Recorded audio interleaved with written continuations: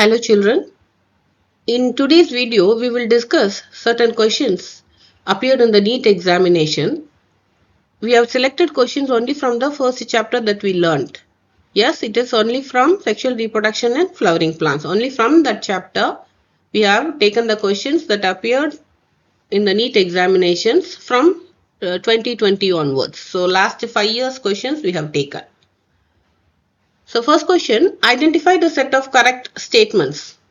Option A, the flowers of Vallisneria are not pollinated by water. That is false. The flowers of water lily are not pollinated by water. That is true because water lily is pollinated by insects, not by water. Third option, in most of the water pollinated species, the pollen grains are protected from wetting. That is true because they are protected by a mucilaginous sheath. And pollen grains of some hydrophytes are long and ribbon-like. That is true.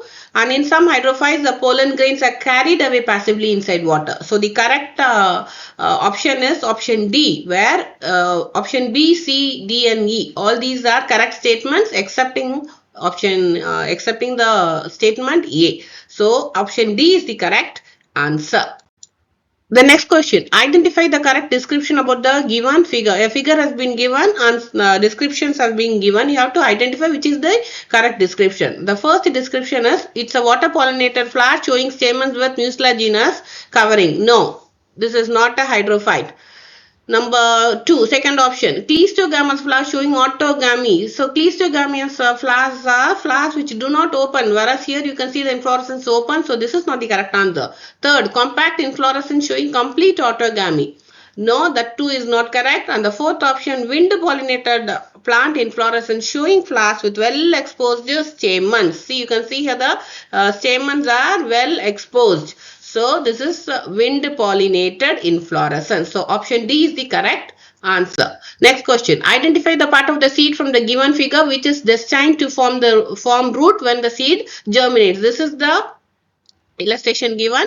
This is the seed of a monocot plant. So they have given you they have labeled 4 structures. You have to identify which is the structure that develops into the root. And the correct answer is C. C is the radicle. Radicle develops the root. So answer is C. Next question. A large colorful fragrant flowers with nectar seen in which kind of flowers? Insect pollinated, bird pollinated, bat pollinated or wind pollinated flowers. You see large colorful fragrant flowers which produce more nectar in insect pollinated flowers to attract them. So the answer is option A. Next question. What is the function of tassels in corn-cob? See here you can see the tassels. They have got long slender structures. Yes, which you call the tassels. So what is the function of the tassel? To attract insects? No. To trap pollen grains? No. To disperse pollen grain? Yes. Because it is wind pollinated by wind. So in order to disperse pollen grains, the tassels are used. So what is the function of tassels in corn cob? To disperse pollen grains. So option C is the correct answer. Next question. In angiosperm, the haploid, diploid, triploid structure of a fertilized embryo sac are sequentially arranged. In which form? Synergids, haploid, primary endosperm, triploid, zygote is diploid. This is not the order. Antipodals are haploid, synergids haploid. So this is not the order because you have to arrange it as haploid, diploid and triploid. Third one, synergids haploid, zygote is diploid, primary endosperm nucleus, PEN. It is triploid. Yes, this is the correct answer. So answer is option C.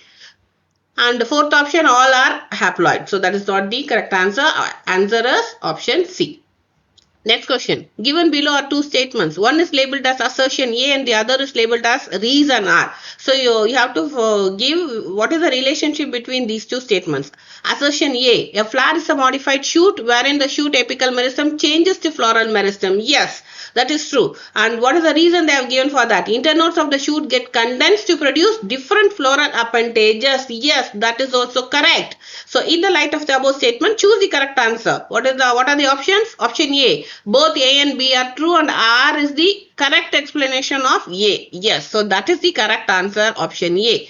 Others options say that either A or reason is false, which is not correct. So option A, that is both A and B are true, and R is the correct explanation. That is, a flower is a modified shoot where the shoot apical meristem changes to floral meristems, and internodes of the shoot get condensed to produce different floral appendages. That is the correct answer. Next question. Given below are two statements. Statement 1. Cleistogamous flowers are invariably autogamous. What do you mean by that? They mean to say that cleistogamous flowers undergo only autogamy or self-pollination. That is correct. Statement number 2. Cleistogamy is disadvantageous as there is no chance for cross-pollination. This statement is also correct because it undergoes only autogamy. There is no chance for cross-pollination. So, which is the correct statement here? Option A, both statement 1 and 2 are incorrect. No, both statement 1 is correct, but statement 2 is incorrect. That is false. Third option is also false. The answer is both statements 1 and 2 are correct. That is, cleistogamous flowers are invariably autogamous, and cleistogamy is disadvantageous as there is no chance for cross-pollination. So you cannot expect any change in the genetic material as it undergoes only self-pollination. So this option D is the correct one. Next question. Identify the incorrect statement related to pollination. So they have given 4 options related to pollination. They have given 4 statements. Our job is to identify which is the incorrect statement. Right. Option A. Pollination by wind is more common among abiotic pollination. This is correct because wind is an abiotic agent and pollination by wind is more common. Number 2. Flowers produce fall odors to attract flies and beetles to get pollinated. Yes, that is also correct. Third, moths and butterflies are the most dominant pollinating agent among insects. No, this statement is false because which is the dominating pollinating agent? It is the bees, which are the dominating agents. Okay, so that is the statement which is incorrect. Fourth option, D is pollination by water is quite rare in flowering plants, which is also correct. So the incorrect statement of these 3 is option C. Next question. So which part of the fruit they have given the structure of a fruit? Actually in the exam paper you will not be given this.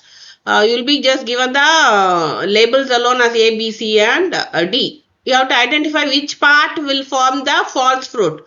Yes, which part will form? Is the A is mesocarp? Does it form? No. B is endocarp. Does it form the false fruit? No. C is thalamus. Yes, that forms the edible part of the fruit and D is the seed. So answer is thalamus, which is option B. Yes. Next question. The term used for transfer of pollen grains from anther of one plant to stigma of another different plant during pollination brings genetically different types of pollen grains to stigma. What do you call this? Is it geitonogamy? No, because in geitonogamy there is no difference in the genetic content because pollination happens between different flowers of the same plant. So the entire process of pollination and fertilization happen within the same plant but maybe different flower. So that is not going to bring any change in the genetic material. So geitonogamy is false. Chasmogamy. See, chasmogamy exhibits both autogamy and cross-pollination. So that is not correct. Cleistogamy, there is no other option. It undergoes only autogamy. Self-pollination alone is possible in cleistogamous because they are closed. Flowers are closed, they never open.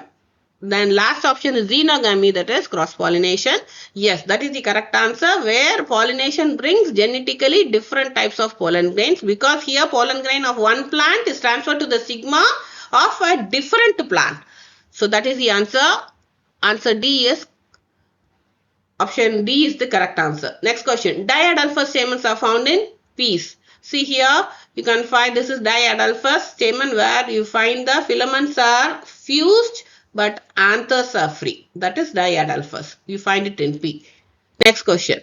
The plant part which consists of two generations with one within the other. What do you mean by two generation? One is the gametophytic generation, the other is the sporophytic generation. Gametophytic generation is nothing but which is haploid generation. Sporophyte is the diploid generation. Of these four options, they are asking you which are the plant parts that consist both the generations, both the gametophyte as well as the sporophyte, both present in the which option are they present? Option A, pollen grains inside the anther. Pollen grains, they carry the male gamete, that is haploid. Anther is diploid. Yes, this option A is correct. Next, germinated pollen grains with two male gametes. Here you got only two male gametes which are haploid. There is no sporophytic generation. That is false. Seed inside the fruit. This is again only diploid because seed does the fertilized ovule.